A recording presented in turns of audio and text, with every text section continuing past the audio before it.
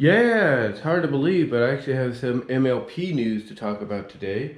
First of all, let's talk about the trailer, the first and only so far full-length trailer for the Make Your Mark special, coming out actually in about a little over a week or two. This of course I should say, sets up the series of the same name, Make Your Mark, that comes out in September. And the trailer, I will say this. There is no doubt that the animation is down from what we saw in the movie. There is no doubt, but credit where credit is due. They did their best to replicate what the animation style was like in the movie, even though you kind of get a bit of a downgrade. So that to me is the only, I would say, negative about it. But besides that, not animation, but besides that, everything else looks very identical to the movie. Now, are there some flat pieces here and there that, seem to be, standing, out awkwardly, in the trailer? Absolutely. Now, do we get an idea of what Make Your Mark's plot, the special, by the way, is going to, be about? We definitely do. We kind of get an idea. And the idea that we get is Sunny is still trying to control her powers, or she's starting to learn to control her powers, because I guess when something happens or whatever, all of a sudden her alicorn powers will just poof appear and cause some kind of mishap or something, because she's not controlling them the way she should. We also have a group of ponies, earth ponies, led by, I guess, this generation's version of Posey, who are not too keen on the magic coming back, and being restored to the likes of the unicorns and the Pegasi.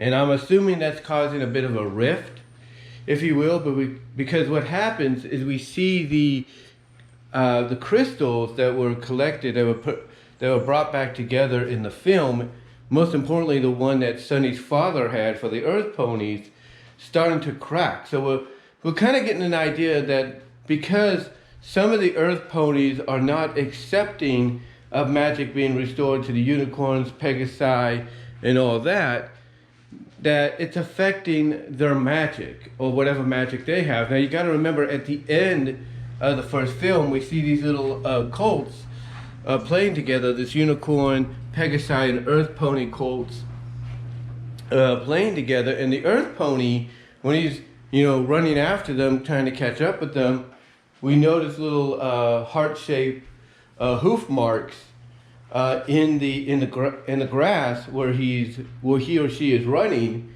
and they start to light up. So that kind of gives us an idea that this Make Your Mark special is to help solidify that the Earth Ponies themselves, I should say, have magic. It's just that they got to be accepting, all of them basically got to be accepting of the magic's return to Equestria, and not be divided by it, I should say. So that kind of feels like what the plot's going to be, that obviously some Earth Ponies are not going to be accepting of the magic returning, while others are. And that's going to cause a bit of a division. We see like this little black hole kind of break through the ground, kind of just appear out of the ground, and you have all the Earth Ponies kind of getting stuck to the ground. One could assume that that's probably Sombra making his return because of what's going on, but we're not really sure.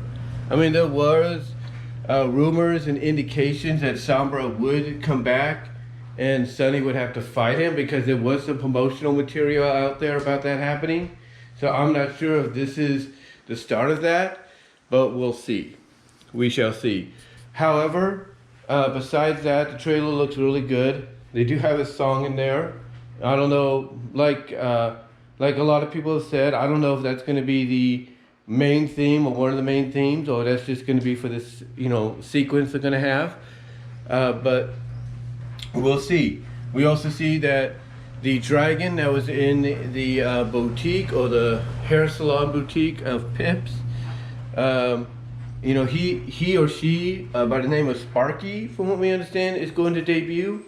but he or she's going to be an egg at first, held by Hitch. We're also going to find out that his Earth pony magic is going to return, debut, and he's going to be able to understand the creatures that follow him. Like we see the creatures follow him, in the film, but we don't know whether or not he can communicate with them. But yet here we find out that the magic he's going to get is going to be very Fluttershy like to a T, because remember, Fluttershy could always understand animals. It looks like he's going to do the same thing, which will raise a lot of questions of whether or not he's some kind of descendant of Fluttershy, even though Fluttershy was a Pegasi, if you catch my drift. Anyway, though, the special overall looks really good, and I cannot wait to see it when it comes out, and I will do a review on that special when it happens. Now, some other MLP news that came out is more fan-related. First of all, there is a new Fallout Equestria animation that came out. It's a 2D kind of flash animation where the main character, or at least the mascot character for Fallout Equestria, is in the library of Twilight Sparkle, the Golden Oak Library. So that's it. So basically, you have to watch that to see exactly how that turns out. And let me just say, the ending, it will surprise you. The ending of it will surprise you. We also have basically a new updated CGI 3D SFM animation by DJ THD. I think that's his name. It's DJ THD of Rara, Countess Coloratura, singing Equestria, The Land I Love. It's more updated animation with commentary afterwards and comparisons, so check that out. And then, of course, Disney Fanatic finally released, even though it was about a week ago or so, finally released the full short of, the prequel of Daughter of Discord.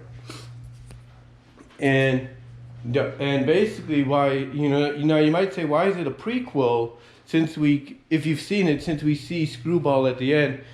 Because this actually is supposed to take place when Screwball is still a kid, technically. She's still kind of a kid. But here in the prequel, we see Applejack and Spike, who in this universe, and Disney Fanatic makes it perfectly clear at the beginning of this. She also makes it perfectly clear in the later parts of Bride of Discord and all throughout Daughter of Discord. The sequel, that is, which is the sequel to Bride of Discord. Disney Fanatic makes it perfectly clear that the later parts of Bride of Discord and all the Daughter of Discord follow-up movie or story is an alternate universe. So in this alternate universe, time has gone by, not too much, but we do see that Spike and Applejack have gotten together, gotten married, and everything, and have always wanted to have, a family, a foal of their own. So here they end up adopting two foals from an orphanage that are brother and sister that have been together since tragedy struck them when they were kids. So it's really interesting. I definitely suggest checking that out as well at Disney Fanatic's channel. And that's all I'm going to say, though, guys. That's all the MLP news I got from my end of things, from my perspective. Let me know what your thoughts are. Comment below, and I'll talk to you all later.